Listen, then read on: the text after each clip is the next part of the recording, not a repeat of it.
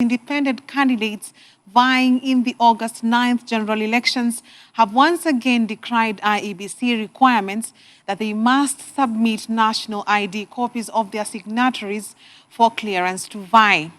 Through the Independent Candidate Forum of Kenya, IFCK, they have called on the Independent Electoral and Boundaries Commission, IEBC, to terminate the requirement to allow them compete with their rivals in political parties. And as Dickens Luvanda reports, the independent aspirants are also decrying being locked out of the clearance process by the IEBC after they were told the process ended on Tuesday, May 3rd, and not Wednesday, despite the day being a public holiday. Waswa, Simiyu and Albert Ndundu are among many August 9th general elections independent candidates who are here at the IEBC Anniversary Towers headquarters in Nairobi to plead with the chairman Wafula Chebukati to reconsider the requirement, demanding them alongside many other independent candidates to submit ID copies of signatories who are supporting their political cause. Sasa tuko na shida upande wa signature collection kwa sababu wananchi wenyewe wanaona wakati unawaitisha zile nakala za IDs na zile IDs wa kusainie ya kwamba unaiba kura. We want to bring change. The change we have already seen and the people are willing. So we expect that the IEBC will, through CEO Chebukati, will actually register us.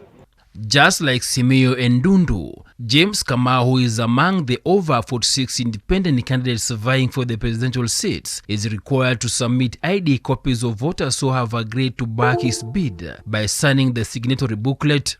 Wenye tunasimama huru sisi kuna venye tunafinywa na tulikuwa tumeleta maswala. Kitu moja yenye tunafinywa sana kwanza ni kuhusu ID. Ukiangalia kitabu hiki kinafika kutoka na kimeanzia nambari 1 mpaka 2000. Na sasa ili kutafuta mtu yake jina yake hapa, yake ID yake hapa, yake county constituency na signature yake. Ikifika hapo pia lazima huyu mtu akupatie ID photocopy yake. Ikifika hivyo Wakenya wengi wanakataa. Through the Independent Candidates Forum IFC, political aspirants seeking to vie on independent tickets come August 9th arrived at the IEBC headquarters on Wednesday, where they cried foul, saying some of the Commission's clearance requirements are punitive and will likely lock them out of the contest. IEBC should look into this issue, and according to me, this should be abolished.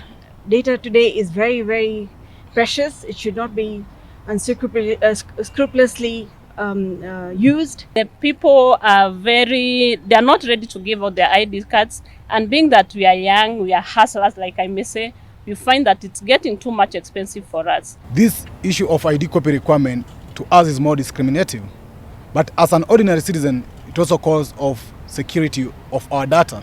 Presidential candidate singer Ruben Kigame says collecting ID copies of signatories also contradicts the data privacy laws of citizens. IDs, this is not the only complaint that independent candidates have, but it's the main one that is retarding the process of signature collection. According to the Register of Political Parties Nderitu, her office received some 7,213 applications of independent candidates who are seeking clearance by Monday 1:30 p.m. Out of the over 7,000 applications, 4,421 were submitted online and 2,792 were submitted manually. From the statistics, 106 people had shown interest in the 47 governor positions, 147 in senatorial posts, 110 women hope to represent the 47 counties in parliament as women representatives, while 958 are interested in the 290 member parliament seats, and some 5,845 are in the quest to represent the 1,450 wards in the country. The Office of the Register of Political Parties, or PP, is expected to release the final list of aspirants after the Monday, May 2nd deadline, after which the list is subject to scrutiny and vetting by the IEBC. Dickens Luvanda, Hope TV News Watch.